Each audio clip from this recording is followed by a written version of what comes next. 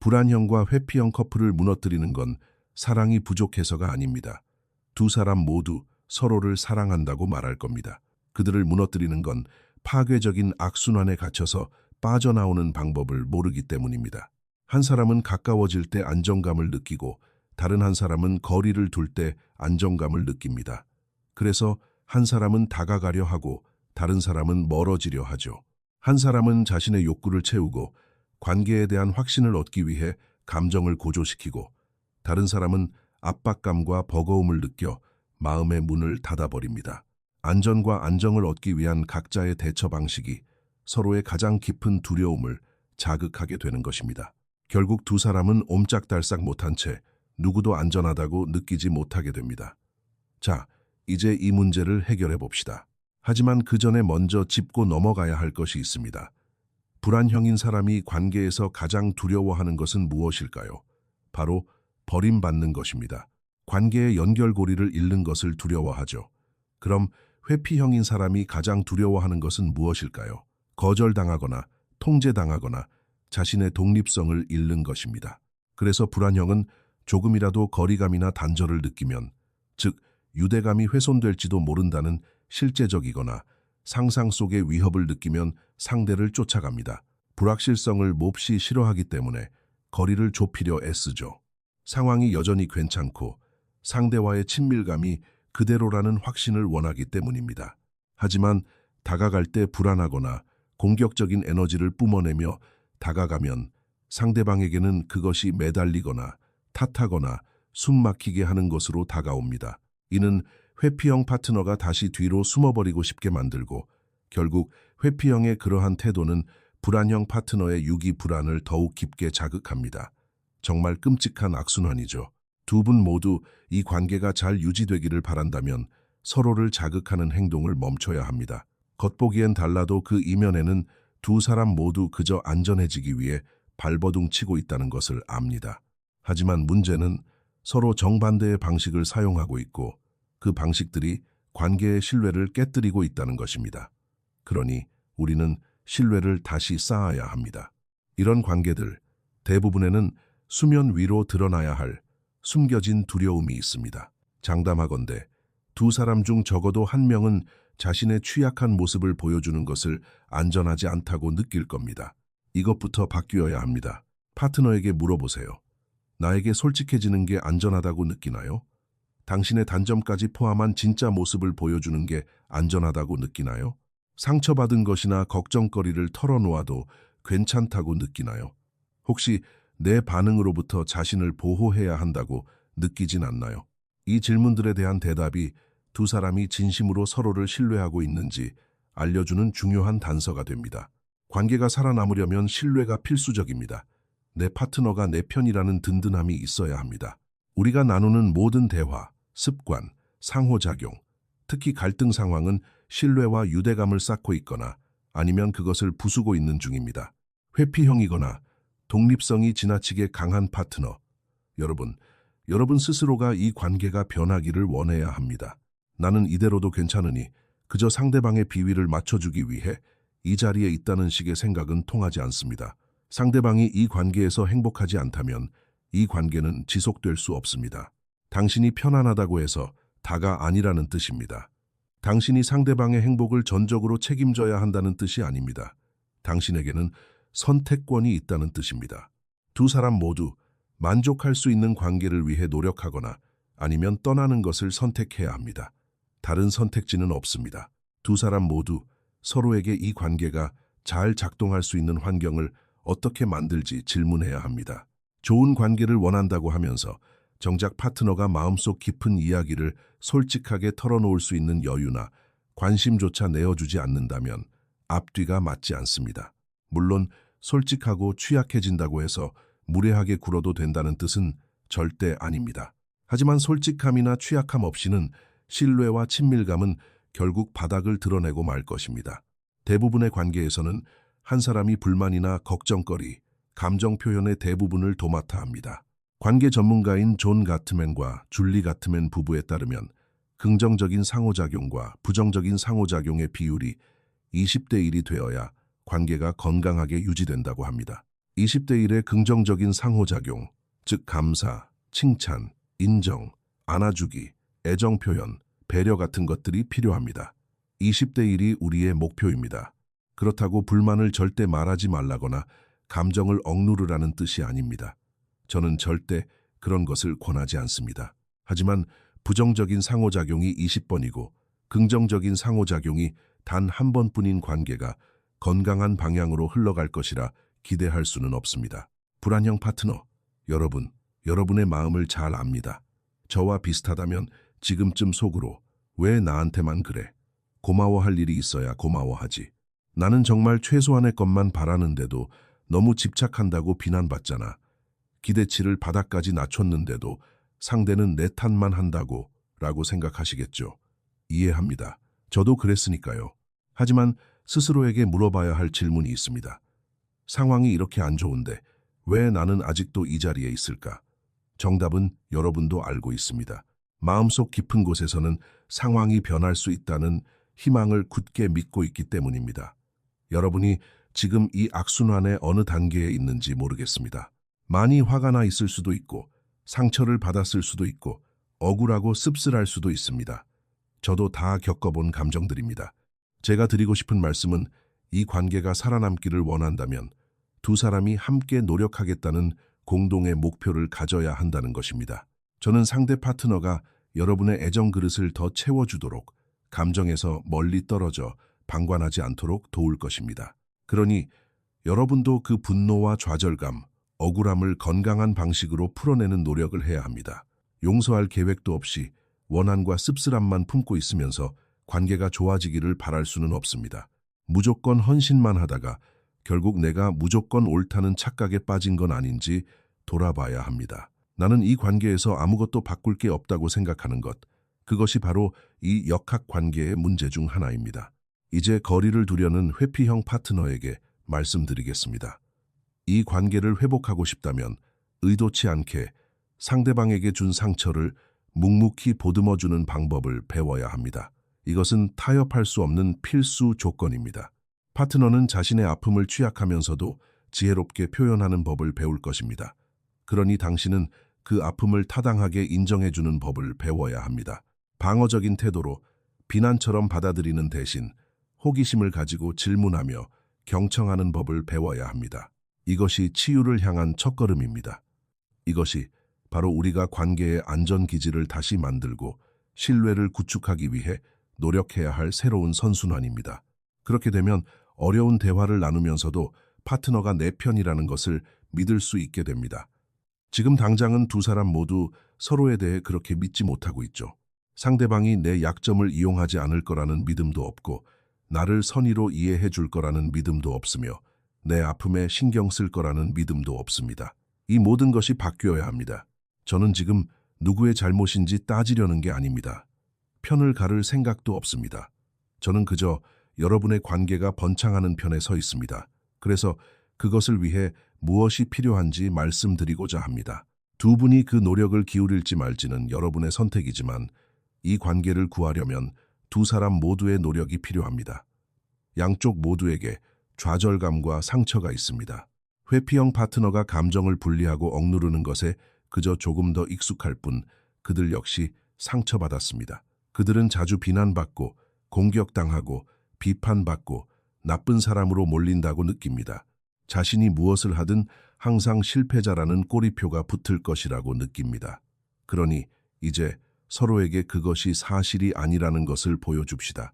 서로의 관점과 아픔을 이해하고 인정해주는 안전한 피난처가 되는 법을 함께 배워봅시다. 어떻게 해야 할까요? 세 가지 방법을 통해 이 악순환을 끊을 수 있습니다. 첫째, 무의식을 의식으로 끌어올려야 합니다. 여러분이 갈등의 굴레에 빠졌을 때 상황이 걷잡을 수 없이 커지고 나서야 내가 또 이 패턴에 빠졌구나 하고 깨닫는다면 문제가 됩니다. 우리의 악순환 패턴을 아주 잘 이해해서 즉각적으로 반응하는 대신 잠시 멈춰서서 성찰할 수 있어야 합니다.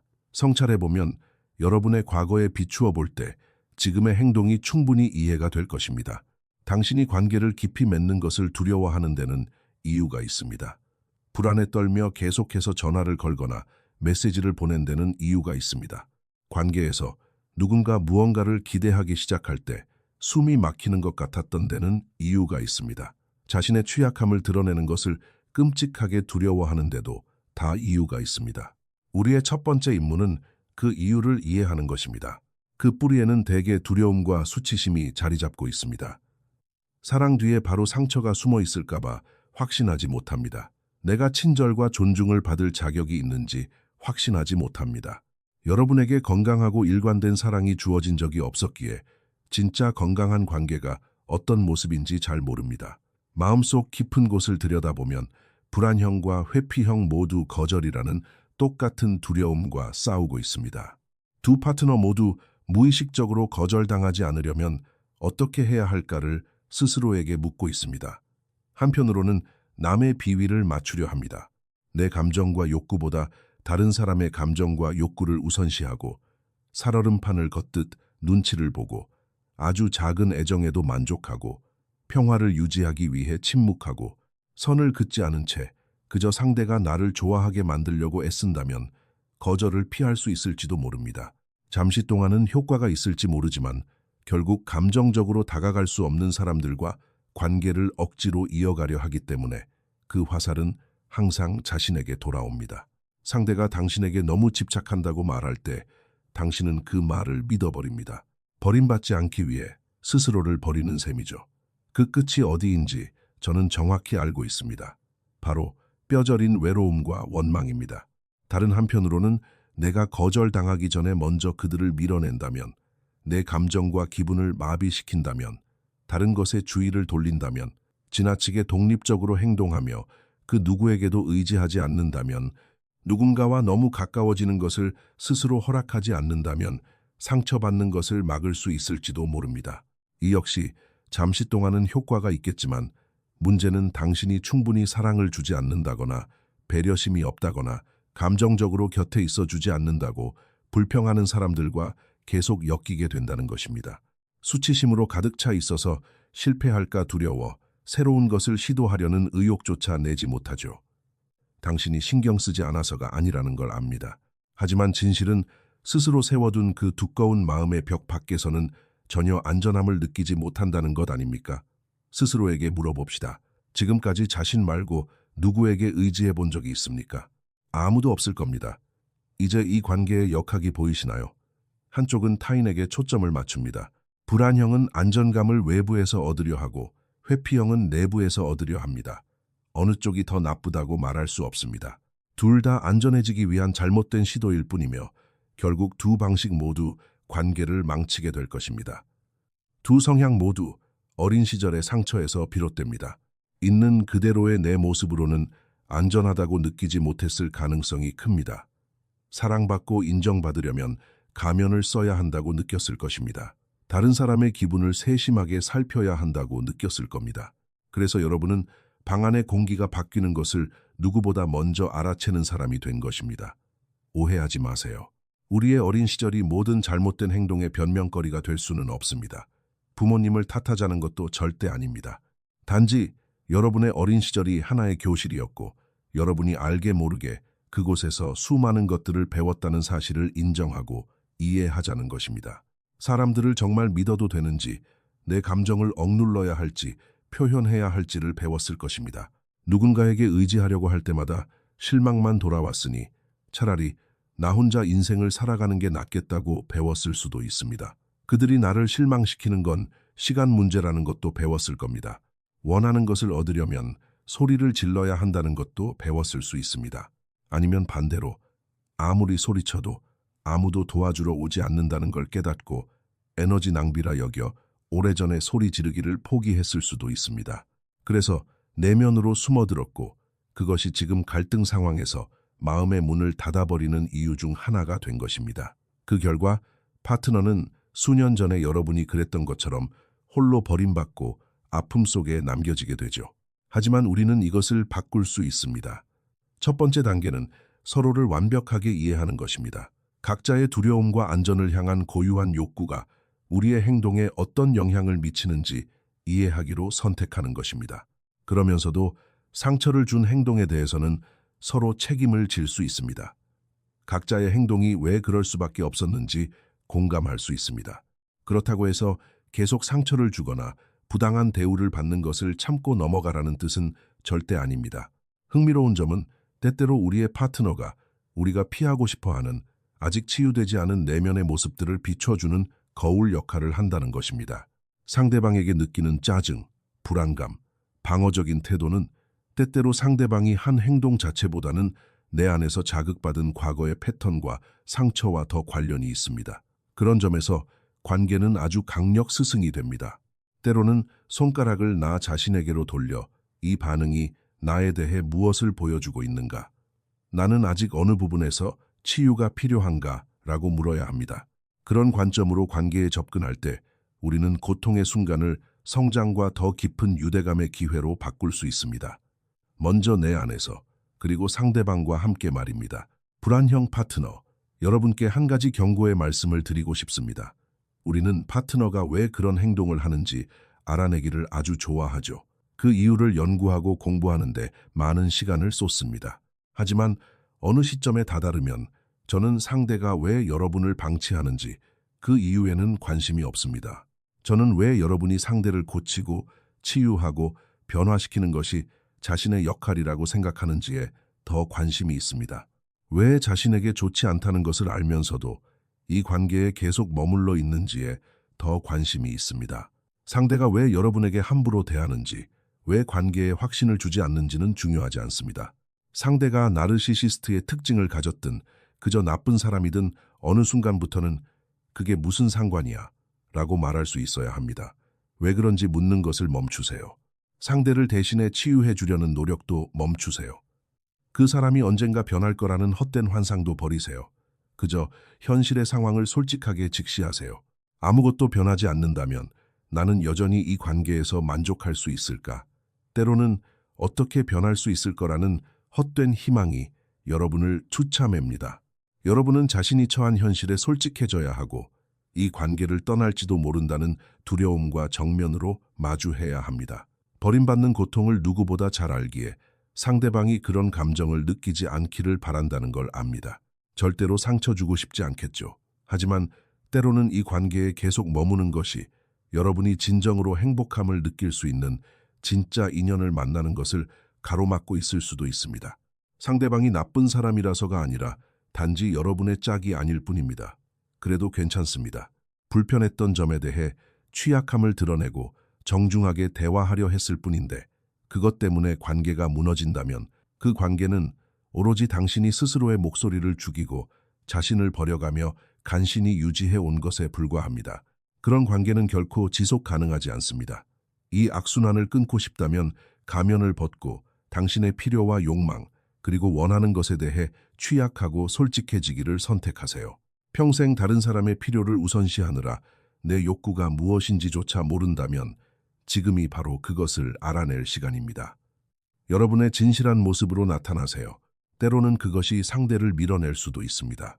우리는 그 두려움과 정면으로 맞서야 하며 건강하지 않은 관계가 끝나는 것을 두려워해서는 안 된다고 스스로를 다독여야 합니다. 그게 쉽냐고요? 물론 아주 어렵습니다. 하지만 어렵다고 해서 그 필요성이 줄어드는 것은 아닙니다. 그럼에도 여러분 곁에 함께 노력할 의지가 있는 파트너가 있기를 바랍니다. 자, 이제 두 번째 단계로 넘어갑니다. 우리의 두려움과 수치심을 이해했다면 이제 갈등이라는 패턴 속에서 각자가 한 행동에 대해 전적으로 책임을 져야 합니다. 여러분의 주특기는 무엇인가요? 꾹꾹 누르고 눕게 두었다가 씁쓸해지며 한순간에 폭발하나요? 유치하게 수동 공격적인 태도로 툭툭 던지나요? 말투에 화가 잔뜩 묻어나나요? 방어적으로 변하나요? 비난받는다고 느껴서 상대의 걱정을 묵살하고 깎아내리나요? 갈등 상황이 오면 압도당해서 마음의 문을 닫아버리나요? 여러분은 어떤 부분에 대해 책임질 의향이 있습니까? 우리는 이 악순환의 실체를 있는 그대로 보아야 합니다. 남의 눈치를 보는 사람들은 불만이 10점 만점에 3점이나 4점일 때는 결코 말을 꺼내지 않습니다. 9점이나 10점이 될 때까지 기다리죠. 왜 그럴까요? 파트너가 자신의 말을 들어주지 않을 거라고 생각하기 때문입니다. 그래서 이 역학 관계에서는 우리 모두에게 책임이 있습니다. 눈치를 보거나 불안형인 분들은 불편함이 10점 만점에 3점 정도일 때 취약하면서도 정중한 태도로 말을 꺼내는 연습을 시작해야 합니다. 반대편에 있는 분들은 파트너가 10점 만점에 3점일 때 미리 이야기를 꺼낸다는 사실을 존중해야 합니다. 10점이 될 때까지 기다리지 않는 이유는 그것이 그저 싸움으로 번질 뿐이라는 것을 알기 때문입니다. 우리는 이 역학 속에서 각자의 역할을 하고 있습니다. 그렇기 때문에 저는 두 사람 모두 책임감을 갖기를 원합니다. 그것은 이런 대화로 나타납니다. 내가 당신에게 좀 비판적으로 다가갔던 것 같아. 한동안 이 문제로 짜증이 나 있었는데 결국 수동 공격적으로 툭 쏘아붙이고 말았어. 내 행동 때문에 당신이 공격받고 비난받는다고 느껴서 방어적으로 반응한 것도 이해가 돼. 그럴 수밖에 없었겠어. 그러면 반대편에서 이렇게 화답합니다. 그렇게 인정해줘서 고마워. 나도 방어적이었던 거 인정할게. 당신이 처음엔 솔직하게 말해도 안전하지 않다고 느껴서 불만을 묻어두었다가 결국 터져버린 거겠지. 응. 하지만 솔직하게 말하는 건 내 책임이었어. 처음부터 당신에게 솔직했어야 했는데. 알아. 하지만 과거에 내가 당신이 솔직해질 수 있는 안전한 피난처가 되어주지 못한 건 사실이잖아. 당신의 감정을 무시하고 가볍게 넘겼던 건 내가 고쳐야 할 몫이야. 불안형과 회피형의 관계를 진정으로 치유하고 고치고 싶다면, 이 관계를 성공시키겠다고 굳게 다짐했다면 이것이 바로 여러분이 해야 할 노력입니다. 싸움으로 이어지는 단계를 인식하고 분석하는 것입니다. 회피형 파트너 여러분, 더 이상 나도 몰라라는 말로 피하려 하지 마세요. 모른다는 말로는 부족합니다. 처음엔 모른다고 시작할 수 있지만 끝맺음은 하지만 알아내기 위해 노력할 게가 되어야 합니다. 두 분에 대해 제가 아는 한 가지 진실은 수면 아래에서 엄청나게 많은 일들이 일어나고 있지만 갈등이 터지기 전까지는 그것이 보이지 않는다는 것입니다. 의사소통에 오해가 생기면 그때 모든 두려움이 자극을 받습니다. 감춰둔 불안감이나 수치심이 전부 수면 위로 떠오르죠. 그런 순간들을 포착하는 것이 우리의 임무입니다. 퇴근하고 돌아온 파트너가 다소 퉁명스러운 말투로 강아지 밥 줬어? 라고 물었다고 가정해 봅시다. 당신은 즉각적으로 짜증이 확 납니다. 왜 그럴까요? 그 질문이 속으로는 넌 왜 그렇게 게을러? 너한테는 아무것도 기댈 수가 없어. 넌 정말 무책임해라고 들렸기 때문입니다. 그래서 방어적으로 쏘아붙입니다. 아니, 나도 방금 왔어. 혹은 입을 꾹 닫아버리거나 화를 냅니다. 똑같은 오해 상황에서도 10가지 다른 반응이 나올 수 있습니다. 하지만 사실 상대는 그저 강아지 밥 줬어? 안 줬으면 내가 주려고라고 물었을 뿐입니다. 직장에서 속상한 일이 있어서 말투가 퉁명스러웠던 것뿐 당신과는 아무 상관도 없는 일이었습니다.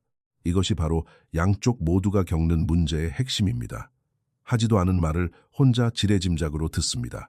수치심과 불안감이라는 잠재적인 자기만의 렌즈와 필터를 통해 상황을 해석해버리는 것이죠. 치유와 성숙은 그런 순간에 잠시 멈춰서서 생각하는 것입니다. 내가 방금 무슨 말을 들은 거지? 내가 왜 지금 방어적으로 변하고 있지? 우리는 그 순간 속도를 늦추고 여기서 진짜 무슨 일이 일어나고 있는지 스스로에게 진지하게 물어야 합니다. 방어적으로 행동하고 싶은 충동이 들 때마다, 취약함을 드러내는 대신 비난부터 앞설 때마다, 혹은 마음의 문을 닫으려 할 때마다 두 사람 모두 호기심을 가졌으면 좋겠습니다. 여기서 진짜 일어나고 있는 일이 뭘까? 당신 방금 뭐라고 했어? 나 지금 좀 방어적이 된 것 같아. 당신이 나를 공격할 의도는 없었겠지만 나는 지금 약간 공격받는 기분이 들어. 이것이 바로 취약해진다는 것의 진짜 모습입니다. 위험을 감수하고 무언가의 기분이 상했다는 것을 솔직하게 인정하는 것입니다. 우리는 이렇게 말할 수 있습니다. 아야, 나한테 상처 주려는 의도는 아니었겠지만 나 방금 좀 공격받는 느낌이었어. 그러면 상대는 이렇게 반응해야 합니다. 오, 이런, 무슨 일이야? 그런 의도는 전혀 아니었는데. 우리 이야기 좀 해보자. 참나, 내 말은 그런 뜻이 아니었잖아. 라고 반응하는 대신에요. 차이가 느껴지시나요? 우리는 비난 게임을 하는 것이 아닙니다. 상대를 배려하고 존중하는 것입니다. 상대를 선의로 해석하고 긍정적으로 바라보는 것입니다. 내가 실수를 했거나 무언가를 놓쳤을 수도 있음을 기꺼이 인정하는 것입니다. 내 몫의 책임을 다하고 상대방을 향해 한 걸음 다가가는 것입니다. 이것이 치유를 측정하는 새로운 기준입니다. 여러분이 연습해야 할 새로운 기술입니다. 자신의 패턴을 이해하고 파트너의 패턴도 이해하게 되면 누군가 퉁명스럽거나 비판적으로 나올 때 무슨 일 있어? 라고 물어볼 수 있는 여유가 생깁니다. 보통 말투가 퉁명스러워질 때는 그 이면에 아픔이나 속상함이 숨어 있기 마련입니다. 당신이 그런 마음을 솔직하게 나누고 털어놓을 수 있는 안전한 피난처가 내가 되어주고 싶어. 무슨 일인지 말해줄래? 반대로 갈등 상황에서 상대가 갈수록 입을 다물거나 마음의 문을 닫기 시작할 때 이렇게 말할 수 있습니다.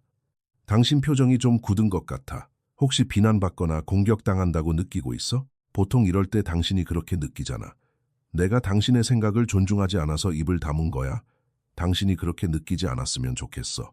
이것은 상대방이 해야 할 몫을 내가 대신 해주자는 것이 아닙니다. 그저 상대를 배려하고 생각하는 마음일 뿐입니다. 물론 맞다. 내가 또 그 행동을 하고 있네. 아까 무슨 일이 있었는지 다시 생각해 볼게라고 스스로 성찰해야 할 책임은 여전히 각자에게 있습니다. 하지만 이 영상에서 다른 건 다 잊어버리더라도 이 질문 하나만은 꼭 기억해 주세요. 당신이 속상할 때 우리가 같은 팀이라는 걸 가장 잘 상기시켜 줄 방법이 뭘까? 그리고 그대로 실천하세요. 불안형 파트너, 여러분, 우리는 상대를 탓하는 대신 우리 자신의 감정에 책임지는 연습을 해야 합니다. 당신은 요새 나랑 데이트도 안 하잖아. 왜 나를 아끼는 척하는지 모르겠어 라고 쏘아붙이는 것이 훨씬 쉽겠죠. 하지만 그보다는 당신이 나만큼 이 관계를 소중하게 생각하지 않는 것 같아서 조금 두려워. 당신이 나랑 있는 게 행복하지 않을지도 모르고 결국 내가 당신을 잃게 될까봐 무서워라고 말해야 합니다. 사실 두 문장 모두 당신을 잃을까봐 두렵다는 똑같은 마음을 표현하고 있습니다. 하지만 하나는 취약함을 드러내고 존중하는 방식이고 다른 하나는 수치심을 주고 비난하는 방식입니다. 어느 쪽이 상대방에게 더 잘 닿을까요? 회피형 파트너, 여러분에게는 가혹한 진실이 하나 있습니다. 파트너가 자신의 감정과 상처를 아주 완벽하게 표현했다 하더라도 여러분 중 일부는 여전히 방어적인 태도를 취하고 마음의 문을 닫아버릴 것이라는 사실입니다. 왜냐하면 여러분은 살면서 누군가의 크고 격렬한 감정을 감당해 본 적이 없기 때문입니다. 아무도 여러분의 감정을 감당해 주지 않았으니까요. 그래서 그 방법을 배우지 못했습니다. 하지만 이제는 배워야 할 때입니다. 과거에 여러분이 파트너에게 안전한 피난처가 되어주지 못했다는 사실을 인정하고 책임져야 합니다. 그게 상대에게 얼마나 큰 상처가 되었는지 뼛속 깊이 이해해야 합니다.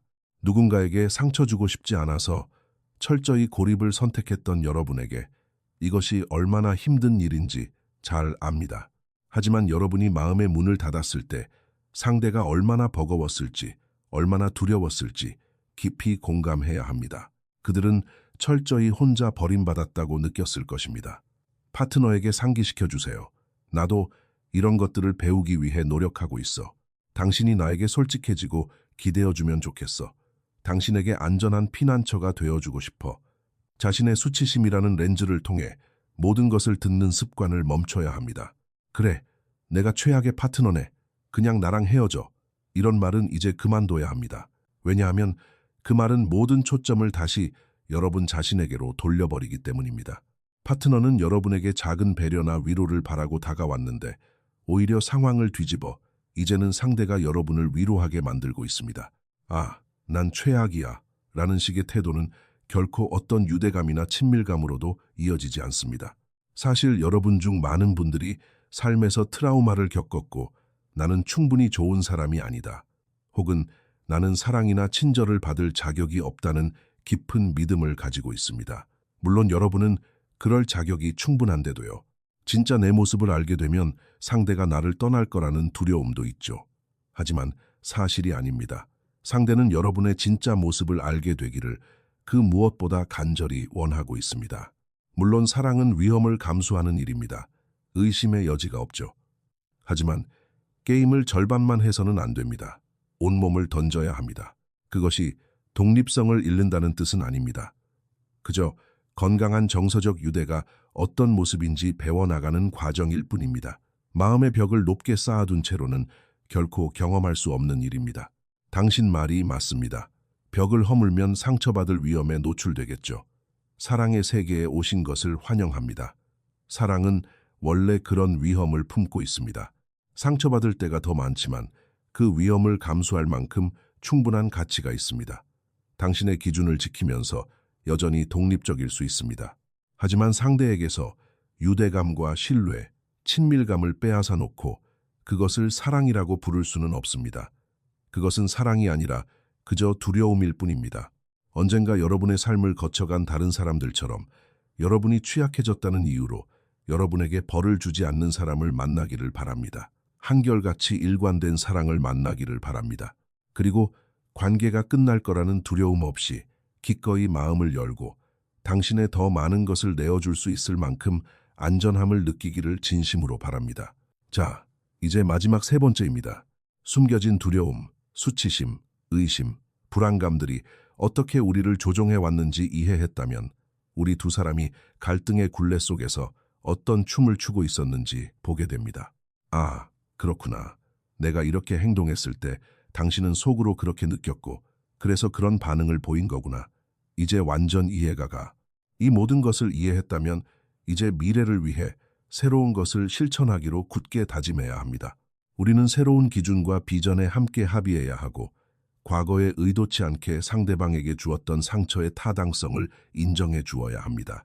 우리는 보통 상대방을 이해하고 내 행동을 바꾸는 것만으로 충분하다고 생각합니다.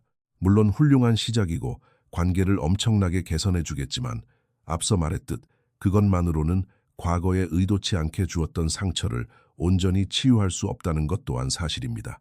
따라서 공감과 인정의 첫 번째 과제는 파트너에게 이렇게 묻는 것입니다.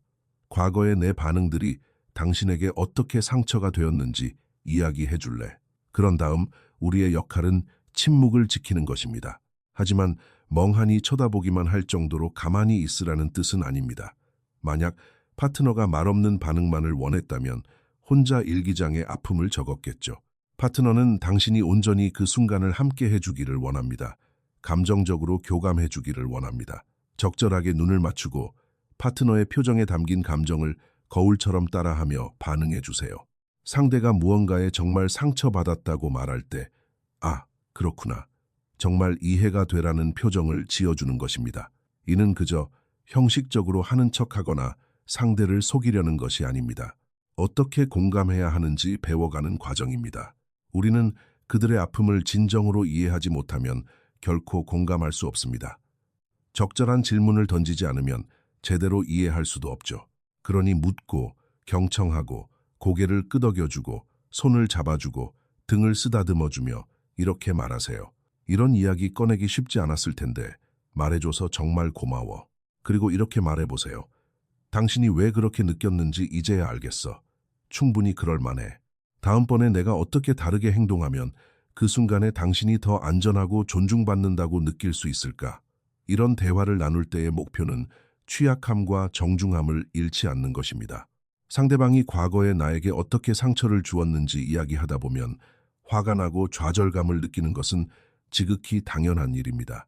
오랫동안 꾹꾹 눌러왔던 원망이 수면 위로 올라오기 시작하는 것도 자연스러운 현상입니다. 하지만 우리는 감정을 조절하기 위해 최선을 다해야 합니다. 감정을 조절한다는 것은 화를 내면 안 된다거나 짜증을 내면 안 된다는 뜻이 아닙니다. 두뇌의 두려움 센터가 통제권을 쥐지 못하게 하는 것입니다. 현재에 머무르면서 취약한 상태를 유지하는 것입니다. 호기심을 열어두고 한 팀으로서 협력할 준비를 하는 것입니다. 그렇다면 감정이 통제를 벗어났다는 것은 어떻게 알 수 있을까요? 심박수가 올라가고 서로의 말꼬리를 자르고 언성이 높아지며 대화가 격해집니다. 내 말을 들어주지 않는 것 같고 비난받는 기분이 듭니다. 얼굴이 붉어지고 체온이 올라갑니다. 이런 징후가 나타나는 즉시 둘 중 한 명 혹은 두 사람 모두 상황을 객관적으로 보고 이렇게 말할 수 있는 지혜가 필요합니다. 우리 둘 다 잠깐 숨 좀 돌려야 할 것 같아. 여기서 단어 선택을 주의 깊게 보세요. 당신 좀 진정해. 넌 갈등 상황에서 침착하지도 못하냐라고 말하는 것이 아닙니다. 그것은 한 팀의 태도가 아닙니다. 기억하세요. 우리는 서로를 이해하기 위해 노력하고 있습니다. 갈등 상황에서 파트너가 비난받거나 공격당한다고 느낄 때 얼마나 힘들어하는지 알고 있습니다. 그러니 말을 신중하게 골라야 합니다. 부드럽게 다가가야 합니다. 취약한 모습을 유지하면서 무슨 일이 있었는지 이야기하고 내 감정에 온전히 책임을 져야 합니다. 앞으로 어떻게 해주었으면 좋겠는지 말해주어야 합니다. 과거의 묵은 잘못까지 전부 다 끄집어내 공격해서는 안 됩니다. 반대편에 있는 분은 파트너가 그렇게 취약한 모습을 드러내는 것이 얼마나 힘든 일인지 압니다. 그러니 그 노력을 존중해 주세요. 그 솔직함에 보답해 주세요. 상대가 단어를 신중하고 사려 깊게 선택했던 것처럼 여러분도 반응하고 감정적으로 교감하는 방식에 있어 신중하고 배려하는 모습을 보여주세요. 경청하고 상대에게 발언권을 주고 그들의 관점을 요약해주고 그 감정을 이해하려고 노력하세요. 당신은 상대를 사랑하니까요. 이것들은 자연스럽게 나오는 기술이 아닙니다. 부단히 연습해야 하는 기술입니다. 저 역시 아직도 매일 연습하고 있습니다. 솔직히 말하면 불안형인 분들이 마음을 나누는 것을 더 쉽게 느낍니다. 할 말이 더 많거든요. 대개 그들은 감정을 외부로 표출하는 외부 처리형이기 때문에 안전하다고 느끼기만 하면 언제든 공유합니다. 하지만 회피형 파트너들은 이 부분에서 크게 어려움을 겪을 것입니다. 비결은 우리가 평온할 때 이런 대화를 나누는 것입니다. 갈등이 터지기 전에 미리 어떻게 갈등을 극복할지 이야기해두는 것이죠. 우리는 이미 같은 팀이 되기로 약속했습니다. 그래서 우리가 사랑하는 파트너가 우리 둘 다 잠깐 숨 좀 돌려야 할 것 같아 라고 말할 때 상대방이 분위기를 감지하고 제안한 것을 신뢰하며 상황을 진정시키고 다시 제자리로 돌아올 수 있는 것입니다. 사실 때때로 우리의 신경계는 너무나 예민해서 무언가를 깨닫기도 전에 이미 투쟁, 도주, 경직 혹은 비위 맞추기 상태에 빠져버립니다. 그렇기 때문에 우리는 서로의 팀원이 되어 주어야 합니다. 팀원들은 서로를 깎아내리지 않습니다. 수치심을 주지 않고 깔보지 않습니다. 소리를 지르거나 욕을 하지도 않습니다. 훌륭한 팀원은 기대치와 요구사항, 감정을 명확히 밝힙니다. 소통하는 법을 압니다. 단호하면서도 정중할 수 있습니다. 훌륭한 팀원에게는 공통의 목표가 있습니다. 여러분의 경우에는 바로 이 관계입니다. 두 분 모두 스스로에게 질문해 보세요. 이 행동이 우리의 관계에 도움이 되는가? 해결책도 수습도 없는 싸움은 관계에 아무런 도움이 되지 않습니다. 존중도 배려도 없는 말다툼도 관계에 도움이 되지 않습니다.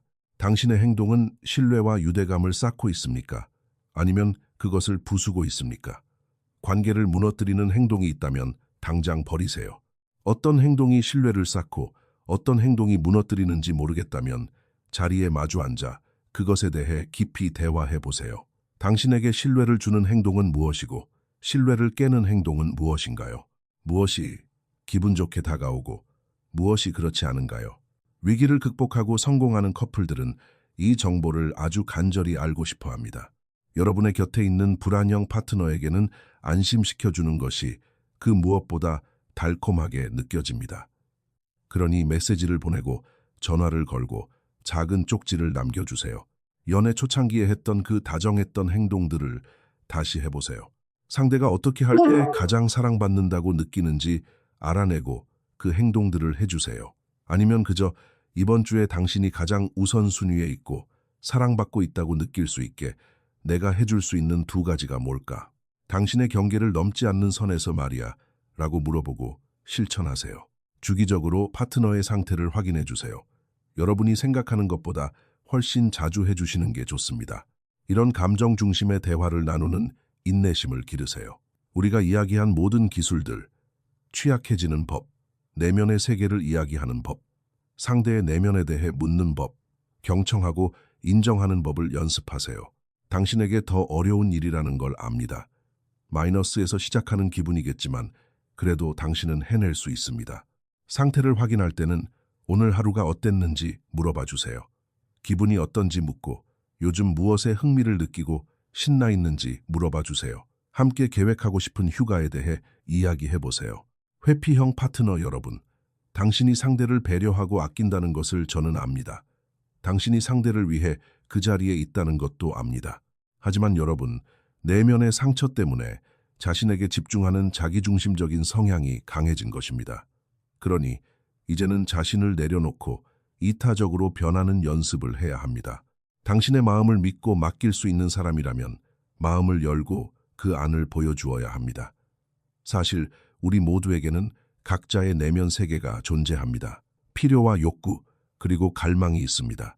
사랑은 가장 친밀한 파트너와 그런 것들을 나누는 위험을 기꺼이 감수하라고 요구합니다. 여러분의 마음속 깊은 곳에는 내 진짜 모습을 알게 되면 상대가 나를 선택하지 않을지도 모른다는 두려움이 있을 거라 생각합니다. 그 두려움을 이해합니다.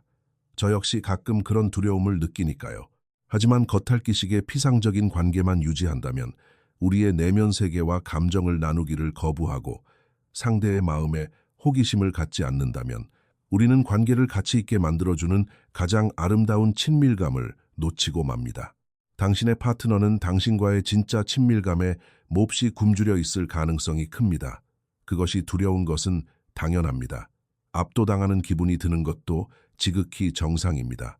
하지만 그 인내심과 포용력을 조금씩 키워나가야 합니다. 그 불안감과 맞서 싸우세요. 두려움과 맞서 싸우세요. 먼저 깊이 있는 대화를 시작해 보세요. 먼저 세심한 배려를 보여주세요. 필요하다면 핸드폰에 사랑한다고 말해주기라는 알람이라도 맞춰두세요. 그리고 불안형 파트너 여러분, 회피형 파트너가 노력하는 모습을 보인다면 풍성한 감사로 보답해주세요. 두 사람 모두 서로에게 고마워할 거리를 부지런히 찾아야 합니다. 상대방이 노력하는 모습을 볼 때 이제야 좀 하네라는 식으로 반응하지 마세요. 도대체 뭘 바라는 건가요? 최소한의 노력만 했다고 상이라도 줘야 하냐고요? 그런 마음가짐이라면 더 이상 이 관계에 머무를 자격이 없습니다. 이 관계를 진심으로 고치고 싶은 분들이라면 피해자 의식부터 버려야 합니다. 이 관계가 도저히 안전하지 않다면 떠나세요.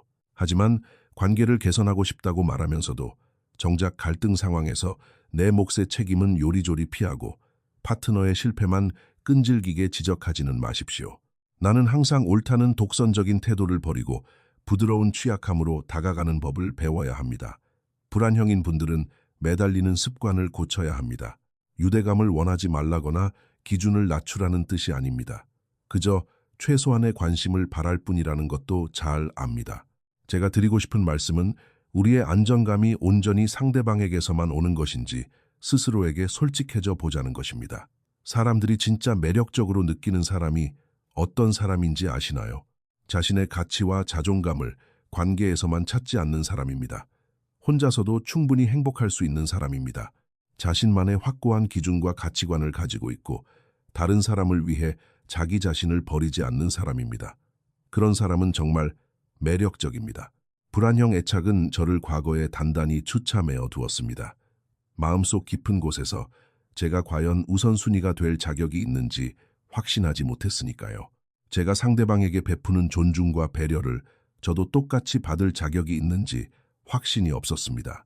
그래서 저에게 사랑을 돌려달라고 애원했습니다. 하지만 진정한 치유는 국어를 멈추고 그들이 나를 어떻게 대하든 그저 내버려 두었을 때 시작되었습니다. 그러고 나서야 저는 이 관계가 나에게 진정으로 도움이 되는지 냉정하게 결정할 수 있었습니다. 우리는 모두 독립성과 관계 속 친밀함 사이에 적절한 균형을 찾아야 합니다. 지나치게 독립적인 성향의 분들은 누군가와 다시 정서적으로 연결되는 법을 배워야 합니다. 평생 동안 자신의 감정과 철저히 단절된 채 살아왔기 때문에 이것이 여러분에게 얼마나 힘든 일인지 잘 압니다. 반대로 상대의 선택을 받기 위해 매달리고 자신을 버리는 성향이 있는 불안형 파트너들은 조금 더 독립적으로 서는 법을 배우고 관계에서 거리를 두는 것에 대한 내성을 길러야 합니다. 그렇다고 평생 안 보고 살 정도로 상대방을 완전히 방목하라는 뜻이 아닙니다. 여전히 나만의 기준과 요구사항을 가질 수 있습니다. 단지 내 안전과 평안의 진짜 뿌리가 어디에 있는지 정직하게 마주하자는 뜻입니다. 관계 안에서 안전함을 느끼는 것은 지극히 정상적인 일입니다. 하지만 동시에 우리 자신 안에서도 그 안전함을 찾을 수 있어야 합니다. 관계가 내 삶에 기쁨과 가치를 더해주긴 하지만 그것이 내 삶의 유일한 원천은 아니라는 단단한 뿌리가 있어야 합니다. 그것이 여러분이 해야 할 노력입니다. 항상 쉽지만은 않겠지만 반드시 필요한 일입니다. 결론은 이렇습니다. 효과가 없는 행동은 이제 멈춰야 합니다. 제 제안이 마음에 들지 않는다면 문제 없습니다. 다른 해결책을 찾으시면 됩니다. 하지만 우리가 절대 해서는 안 되는 것은 과거의 방식으로 다시 돌아가는 것입니다. 두 분 모두 이 악순환의 고리를 완전히 끊어내고 과거의 패턴으로 다시 떨어지지 않겠다고 굳게 다짐해야 합니다. 자, 새로운 것을 시도해 봅시다.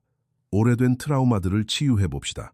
완벽하지 않아도 충분히 사랑받고 받아들여질 수 있다는 사실을 서로에게 든든하게 안심시켜 줍시다. 그리고 동시에 이 관계를 성공시키기 위해 우리가 할 수 있는 모든 것을 다하고 있다는 것을 분명히 보여주기 위해 함께 노력해 봅시다.